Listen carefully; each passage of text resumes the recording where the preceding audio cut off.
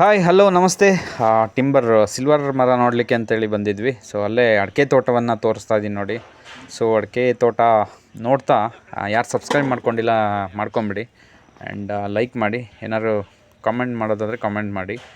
So ಕೆಲವರು ಅನುಭವಗಳನ್ನ ಸುಮಾರು ಎಷ್ಟು ಅನುಭವ ಆದರೂ ಸಾಲದು. ಸೊ ಅವರ ಅನುಭವವನ್ನು ತಿಳಿಸ್ಕೊಡ್ತಿದ್ದಾರೆ ನೋಡಿ. ಹಾಗೆ ಒಂದು ಸ್ವಲ್ಪ ಅವರ ಅನುಭವವನ್ನು ಕೇಳೋಣ ಬನ್ನಿ ಹೇಗೆ ಅಂತೇಳಿ.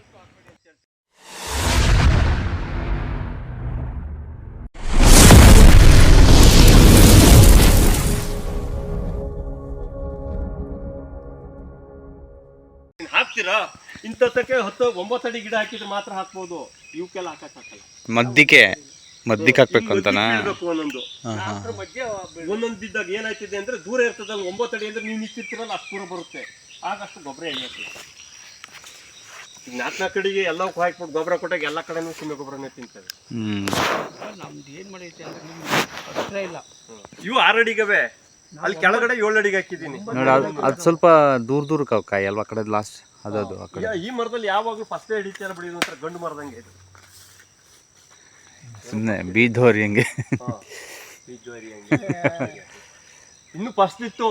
ಇವರೆಲ್ಲ ಬಾರಿ ಫಸ್ಟ್ ಇತ್ತು. ಎಲ್ಲ ಉದುರ್ತು ನೋಡಿ. ಅಲ್ಲಿ ಎಷ್ಟು ಕಾಯಿ ಬಿದ್ದಿತ್ತು. ಇವೆಲ್ಲ ಇಷ್ಟು ಉದುರ್ದು ಇವೆಲ್ಲವ ಬಾರಿ ಉದುರ್ತು. ನಾನು ಮಳೆ ಇಲ್ವಲ್ಲ ಅಂತೇಳಿ ಸ್ಪ್ರೇನು ಮಾಡಲಿಲ್ಲ. ಇದಿಲ್ವಾ ಗೋಟ್ ಆಗ್ಯವೆ. ಗೋಟ್ ಆಗ್ಯವೆ. ಹಣ್ಣಾಗಿ ಬಿದ್ದಿರೋದು ಕೆಲವು ಈ ತರ ಕಾಯಿ ಬಾರಿ ಉದುರಿ ಬಿಡ್ತೀವಿ ವರ್ಷ. ಪೇಂಟ್ಗೆ ಕಲರ್ಗೆ ಇದಕ್ಕೆಲ್ಲ ಐಡಿಯಾ ಬೇಕು. ಐಡಿಯಾ ಮಾಡಲಿಲ್ಲ ಅಂದ್ರೆ ಬೆಳೆಯೋಕ್ಕಾಗಲ್ಲ ಸುಮ್ಮನೆ ಅಲ್ವಾ. ಯಾಕಾಗಿ ನಾನು ಹಾಕಿದ್ರೆ 10 ಹಾಕೊಂಡಿರ್ತೀರಿ ನೋಡಿ. ಗೊಬ್ಬರ ಕೊಡ್ತೀರಿ. ಇವಕ್ಕೆ ಖರ್ಚು ಮಾಡ್ತೀವಿ. ಅದೇ ಬರಕಲ್ಲ. ನಮ್ದು 9 ಅಡಿ 9 ಅಡಿ ಇದ್ರೆ ಅದಕ್ಕೆ 9 ಇದು 9 ಅದ್ರ ಮಧ್ಯದಲ್ಲಿ ಕಡಿಮೆ ಗಿಡವಾ ಮಧ್ಯ ಅಲ್ಲ ಇರೋಕೆ ಅವ್ಕೆ ಜಾಸ್ತಿ ಗೊಬ್ಬರ ಹಾಕಕ್ ಹೋಗ್ಬಾರ್ದು. ಹೋದ್ರೆ ಹೋಗ್ಲಿ ಬೇಕಾದ್ರೆ ಯೂರಿಯಾ ಅಂಶ ಇರೋ ಗೊಬ್ಬರ ಕೊಡ್ಬೇಡಿ. ಯೂರಿಯಾ ಅಂಶ ಇರೋ ಕೊಡಬಾರ್ದಾ ಗೊಬ್ಬರ? ಕೊಡಿ 10-20 ಕೊಡಿ. ಸಂಪೂರ್ಣ ಕೊಡಿ. ಇವು ಕೊಟ್ರೆ ನಡೀತದೆ. ಇವು ಗೊಬ್ಬರ ತಿಂದ್ರು ಗೊತ್ತವೆ. ಏಕೆಂದ್ರೆ ಗೊಬ್ಬರ ಇವಕ್ಕೂ ಬೇಕು. ಈ ಗೊಬ್ಬರ ಆದ್ರೆ ಯೂರಿಯಾ ಅಂಶ ಆದ್ರೆ ಅವು ಇದಾಯ್ತು ಪ್ರಯೋಜನ ಬರಲ್ಲ. ಹೈಟ್ ಹೋಗ್ಬಿಡ್ತವೆ, ಫಸಲು ಬರಲ್ಲ. ಇವತ್ತು ತಂದು ಹಾಕ್ಬಿಡಕ್ಕೆ ಎಲ್ಲ ಚೆನ್ನಾಗಿದೆ. ನಮ್ದು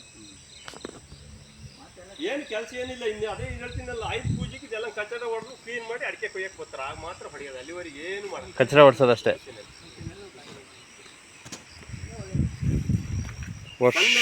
2 ವರ್ಷಕ್ಕೊಂದ್ಸರಿ ಗೊಬ್ಬರವಾ? 2 ವರ್ಷಕ್ಕೊಂದ್ಸರಿ ದನಿನ ಗೊಬ್ಬರ ಒಂದೊಂದು ಕುಕ್ಕಿ ಹಾಕಿಸ್ತೀವಿ ಅಷ್ಟೇ. ಇನ್ನೆಂತನ್ನು ಮಾಡ್ತಾರೆ. ಅಡಿಕೆ ಒಳಗೆ ಏನು ಬೇಡ. 2 ಲಕ್ಷ ರೂಪಾಯಿ ಮನೇಲಿ ಐತೆ ಅಂತಾನೆ. ಅದೇ 500 ಗಿಡಕ್ಕೆ 500 ಗಿಡಕ್ಕೆ. ಅದೇ ಕಾಫಿ ಹಾಕ್ಯಂದು ಅವ್ರ ಜೊತೆ ಓರಾಡ್ಕೊಂಡು ಕಾಫಿ ಕುಯ್ಕೊಂಡು ಗೊಬ್ಬರ ಕೊಡ್ಕೊಂಡು ಸ್ಪ್ರೇ ಮಾಡ್ಕೊಂಡು ಚಿಗುರು ಮಾಡ್ಕೊಂಡು ಅದೇ ಒಂದು 60-70 ಸಾವಿರ ಕಾಯಿ ಕುಯ್ಕೊಳ್ಳಿವೆ. ಹಂಗೆ ಕೈ ಬಿಟ್ಬಿಟ್ಟೆ. ನಾನು ಹೇಳಿಲ್ವಾ ಮಾಡಕ್ ಹೋಗ್ಬೇಡಿ ಅಂತ ಹೇಳ್ತೀನಿ ಯಾರಿಗೂ. ನಾನು ಈಗ ನಾವು ಹಾಕ್ಬಿಟ್ಟಿದ್ದೀವಿ. ಅದೇ ಈ ಗೊಬ್ಬರದಲ್ಲಿ ಹಿಂಗ್ ಮಾಡ್ತೀನಿ. ಹೌದೌದು. ಯೂರಿಯಾ ಅಂಶ ಇರೋ ಕೊಡಬಾರ್ದು ಅಷ್ಟೇ. ಈಗ ನಾನು ಹಾಕಿದೀನಿ 12 ಅಡಿಗವೆ. ಈಗ ಮೆಣಸು ಎಲ್ಲಾನು ಈಗ ರೋಗ ಅಷ್ಟ ಯಾಕೆಂದ್ರೆ 12 ಅಡಿಗೆ ರೋಗ ಅಷ್ಟ ಇರೋದು ನನಗೆ. ಅಲ್ಲ ಯಾವ ವರ್ಷ ಐತಿ ನನಗೆ. ನೀರು ಹೊಡಿತೀರಲ್ಲ, ನೀರು ಹೊಡಿತೀನಿ. ಹಾಗಾಗಿ ಈ ತರ ಈ ವರ್ಷ ಎಲ್ಲ 5ನೇ ವರ್ಷ ಇದು ಅಡಿಕೆ ಗಿಡಕ್ಕೆ. ಓ, ಈ ಅಡಿಕೆ ಗಿಡ 5 ವರ್ಷದ ಗಿಡ ಇದು? 5 ವರ್ಷದ ಗಿಡ ಇವು ನೋಡಿ. ಇದು ಎಲ್ಲವೂ ಫಸ್ಟ್ ಬರೋವು. ನೀರ್ ಸಾಲಿನಲ್ಲಿ ವರ್ಷ ನನಗೆ ಬೋರ್ವೆಲ್ ನಿಂತು 2 ಬೋರ್ವೆಲ್ಲವೇ. ಆದ್ರೂ ನೀರ್ ಸಾಕಾಗಿಲ್ಲ. ಬೋರ್ವೆಲ್ ನೀರ್ ಸಾಕಾಗಿಲ್ಲ ಅಂತೇಳಿ ಮತ್ತೊಂದು ಕೊರ್ಸಾಕ್ ಮಾಡ್ದೆ ಬರ್ಲಿಲ್ಲ. ನಮ್ಗೆ ನಿಂತೋಯ್ತು ಅಂದ್ರೆ ಗ್ಯಾಪ್ ಹೊಡಿ. ಸಿಲ್ವರ್ಕ್ ಮೆಣಸಾಕ್ ಬಿಟ್ಬಿಡೋದು ಅಷ್ಟೇ. ಅಂದ್ರೆ ಖರ್ಚಿಲ್ಲ ದುಡ್ಡು. ಅದಕ್ಕೆ ಪಾನ್ವಳೆ ಯಾವನು ಇಟ್ಕೊಳಕ. ಪಾನ್ವಳೆ ಹೆಂಗಾಗೈತೆ ಅಂದ್ರೆ ಇದು ಅಡಿಕೆ ಮರ ಆದ್ರೆ ಇಲ್ಲೇ ಪಕ್ಕದಲ್ಲೇ ಇರೋದು. ಹಂಗಾಗಿ ಪಾನ್ವಳೆ ಯಾವನು ಇಡಾಕ್ಲಕ್ ಕೊಟ್ಬಿಡ್ತೀನಿ. ಇದಕ್ಕೆ ಏನು ಮಾಡ್ತೀರಿ? ಬಿಸ್ಲೇಟು ಇದಕ್ಕೆ ಏನು ಮಾಡಂಗಿಲ್ಲ. ಸುಣ್ಣ ಹೊಡಿತೀವಿ ಅಂತೂ ಬಿಸ್ಲೇಟ್ ಇರ್ತವೆ. ಬಿಸ್ಲೇಟಿಗೆ ಹಂಗಾಗಿರೋದು. ಇನ್ನು ಈ ಕಡೆ ಪಕ್ಕದಲ್ಲೆಲ್ಲ ಆದ್ಮೇಲೆ ಅವೇನು ಹಾಕಲ್ಲ. ನಾವು ಹಳೆ ಕಾಯಿ ಬಿಡ್ತೀವಿ. ಚೆನ್ನಾಗೈತೆ. ಅದೇ ಐಡಿಯಾ ಬೇಕು. ಕೃಷಿ ಮಾಡ್ಬೇಕು ಅಂದ್ರೆ ಸುಮ್ಮನೆ ಯಾವಾಗಲ ಏನೇನೆಲ್ಲ ಮಾಡೋದು. ಗೊಬ್ಬರ ಕೊಟ್ಟಂಗೆ ಕಾಣ್ತಾವ ಅಲ್ವಾ? 2 ರೌಂಡ್ ಕೊಟ್ಟಿದ್ದೀರಾ? ಯೂರಿಯಾ ಅಂಶ ಹಾಕಿಲ್ವಲ್ಲ. ಯೂರಿಯಾ ಕೊಟ್ಟಿದ್ರೆ ಗಿಡ ಕೊಬ್ಬಾಗಿರೋದು. ಈಗ 2 ರೌಂಡ್ ಹಾಕಿದ್ರೆ 3ನೇ ರೌಂಡ್ ಕೊಡ್ಬೇಕು. ಈಗ ಮತ್ತೆ ಇನ್ನೊಂದು ರೌಂಡ್ ಕೊಡ್ತೀವಿ. ಒಂದು ಸ್ಪ್ರೇ ಆಗಿತ್ತೆ, ಇನ್ನೊಂದು ಸ್ಪ್ರೇ ಹೊಡಿಬೇಕು. ಈಗ ನಾನು ಯಾಕಾಗಿ ಹೇಳಿದ್ದು ಅಂದ್ರೆ ಗೊಬ್ಬರ ಕೊಟ್ರೆ ಹಿಂಗ್ 10 ಬೀಳ್ಬೇಕು. ಹಿಂಗ್ ಮರ ಕೈಗೆ ಅಟ್ಕೆ ಇವು ಜಾಸ್ತಿ ಬೆಳವಣಿಗೆ ಆದ. ಇನ್ನೂ 10 ಬೀಳ್ತವೆ. ನಾವು ಸಪ್ರೇಟಾಗಿ ಮಾಡಿದರೆ ನೋಡಿ ಇದು ಈ ಸರಿ ಫಸಲು ಬಂತು, ನೆಕ್ಸ್ಟಿಗೆ ಮತ್ತೆ ನೀಟಾಗಿ ಬರುತ್ತೆ. ನೆಕ್ಸ್ಟಿಗೆಲ್ಲ ಯಾಕೆ ನೀರಿಲ್ದೇ ಹೋಯ್ತು ಸರಿ, ನೆಕ್ಸ್ಟಿಗೆಲ್ಲ ನೀರು ಕವರ್ ಮಾಡ್ತೀವಿ. ನಾವೇನು ಮಾಡ್ತೀನಿ ಗೊತ್ತ್ರಿ, ಇದು ಬೇಸಿಗೆಲಿ ಈಗ ಡಿಸೆಂಬರಿಗೆ ನೀರು ಕಾಫಿ ಗಿಡಕ್ಕೆ ಬೇಕಾಗಿಲ್ಲ, ಹಾಂ ಅಡಿಕೆ ಗಿಡಕ್ಕೆ ಬೇಕು. ಹೌದು ನೋಡಿ ಸಪ್ರೇಟಾಗಿ ಹನಿ ನೀರಾವರಿ ಮಾಡಿ ಕೆಂಬಿಟ್ಕೊಂಡಿದ್ದೀವಿ. ಸ್ಟಾರ್ಟ್ ಮಾಡಿಬಿಟ್ಟು ಈ ಗೇಟ್ ವಾಲ್ ತಿರುಗಿಸ್ಕೊಂಡ್ರೆ ಈ ಗಿಡ ತಾಕಿರ್ತವೆ ನೋಡಿ ಇಲ್ಲಿ. ಹಾಂ ಇಲ್ಲಿ ಹೌದೌದು. ಆಗೇನಾಯ್ತದೆ, ಇನ್ನು ಮರದ ಬಡ್ಬಡ್ಡಿಗೆ ಏನು ಅಡಿಕೆ ಮರವೇ ಆ ಮರದ ಬಡ್ಬಡ್ಡಿನೇ ನೆನಿತೇವೆ. ಅಷ್ಟು ಬಿಟ್ರೆ ಬಾಕಿ ಹನಿ ನೀರಾವರಿ. ಹನಿ ನೀರಾವರಿ ಅದು. ಈಗ ನಾವು ಬ್ಯಾಸಿಗೆ ಟ್ರೆಂಚ್ವರೆಗೂ ಇದು ಮಧ್ಯ ಇದುವರೆಗೂ ನಾವು ಇದು ಮಾಡಿ. ಹಲೋ, ಟ್ರಂಚ್ ಹೊಡ್ಕೋಬೇಕು. ಇಲ್ಲಿ ಪಾರವಾಳ ಪೋಸನ್ ಅಂತ ಬಂದಿದೆ ಇದೆ ಮೀನು ಅಂತೇಳಿ ಒಂದ್ಸಲ ಬಿಟ್ಟು ಒಂದ್ಸಲ ಈಗ 10 ಇಂಚ್ ಮಾಡಿ ಹೋದ್ರೂ ಶೀತೇನು ಹಿಡಿಯಕ್ಕಲ್ಲ. ಈ ಸೀದವಾಗಿ ಆ ಕಡೆ ಲಾಸ್ಟ್ ಒಂದು ಟ್ರೆಂಚ್ ಕೊಟ್ಟಿದ್ದೀನಿ, ಸೀದವಾಗಿ ಹಳ್ಳ ಬೀಳ್ತದೆ. ಎಲ್ಲ ಇದೇ ಸೈಜ್ ಮರಲ್ಲ? ಅದೇ ಸೈಜ್ ಎಲ್ಲಕ್ಕೂ. ಈಗ ಎಷ್ಟು ಬರವೆ ಒಂದು ಲೆಕ್ಕ ಹಾಕಿಲ್ಲ, ಒಂದು ಅಡಿಕೆ ಮರವು ಬುಡಕ್ಲ ತಗಲಾಕ್ಬೇಕು. ಮರ ಎಷ್ಟು ಸೈಜ್ ಎಷ್ಟಾವ ನೋಡಿ. ಹಿಂಗೆ ಇವು ತಕ್ಕನೆ ಬಿಟ್ರೆ ಒಂದ್ ಮರ 12 ಅಡಿಗೆ ಇರುತ್ತೆ. ಈ 40 ಕೆಜಿಯಿಂದ 50 ಕೆಜಿ ವರೆಗೆ ಅಡಿಕೆ ಕೈ ಬಿಡ್ಬೇಕು ಇವು. ಹೌದು. ಈ ಲೈನಿಂದ ಈಚೆಗೆ ಒಂದ್ ಬ್ಯಾಚ್, ಆಚೆಗೆ ಒಂದ್ ಬ್ಯಾಚ್. ಅವು ಸ್ವಲ್ಪ ಚಿಕ್ಕ ಗಿಡ, ಇವು ಸ್ವಲ್ಪ ದೊಡ್ಡ ಗಿಡ ತಂದು ಹಾಕಿದ್ದೆ. ಮಾಡ್ಕೋಬೇಕು ನಾವು, ತೋಟ ಮಾಡ್ಕೊಂಡು ಕತ್ರಿ ಕೊಡಬೇಕು. ಗಿಡ ಕತ್ರಿ ಕೊಟ್ರೆ ನಮಗೆ ಸೆಲೆಕ್ಷನ್ ಗಿಡಿನ ಅವಶ್ಯಕತೆ ಇರಲ್ಲ. ಹೋದ್ರು ಹೋಗ್ಲಿ ಅಂತ ಹೇಳ್ಬೋದು ನೋಡಿ ಇಲ್ಲಿ. ಅಡಿಕೆ ಮರ ಇದು ಫಸ್ಟ್ ಅದು 4-5ನೇ ವರ್ಷ ಫಸ್ಟ್ಲೇ ಬರ್ಬೇಕು, ಮುಂದಕ್ಕೆಲ್ಲ ಬಿಡ್ತದೆ. ನಮ್ಮ ಬಂದಿಲ್ವಲ್ಲ, ಅದೇ ನಾನು ಹೇಳಿದ್ನಲ್ಲ, ಈ ತರ ಗೆಣ್ ಗೊತ್ತವಲ್ಲ ಇವು, ಯೂರಿಯಾ ಅಂಶ ತಿನ್ಸಿದ್ದು ಇದು ಇಲ್ಲಿ ಬೀಳ್ತದೆ. 5 ವರ್ಷದ ಗಿಡ ಇದು, 5 ವರ್ಷದ ಗಿಡ. ನೋಡಿ ಇಲ್ಲಿ, ಇಲ್ಲೇ ಕಾಯಿ ಬಿಡ್ತಾವೆ. ಅದು ನೀರಿಗೆ ಅಡ್ವಾಟ್ ಬಿತ್ತು ನನಗೆ, ನೀರ್ ಕೊಡಕ್ ಆಗಿಲ್ಲ ನನಗೆ. ನೀರಿದ್ರೆ ಇನ್ನೂ ಚೆನ್ನಾಗಿ ಬರವ ಅಂತ. ಈ ವರ್ಷ ಬೇಸಿಗೆಯಲ್ಲಿ ನಮಗೆ ಮೇವರಿಗೆ ಮಳೆ ಬೀಳಿಲ್ವಲ್ಲ, ಬೋರ್ವೆಲ್ ನೀರು ನಿಂತೋದು. ತಿಂಗಳಿಗೆ ಒಂದು ಅದ ಕೊಟ್ಟಿದ್ದೀನಿ ನೀರು. ಅಲ್ಲ ಯೋಜನೆ ಬರಕಲ್ಲ. ಪಕ್ಕಕ್ಕೆ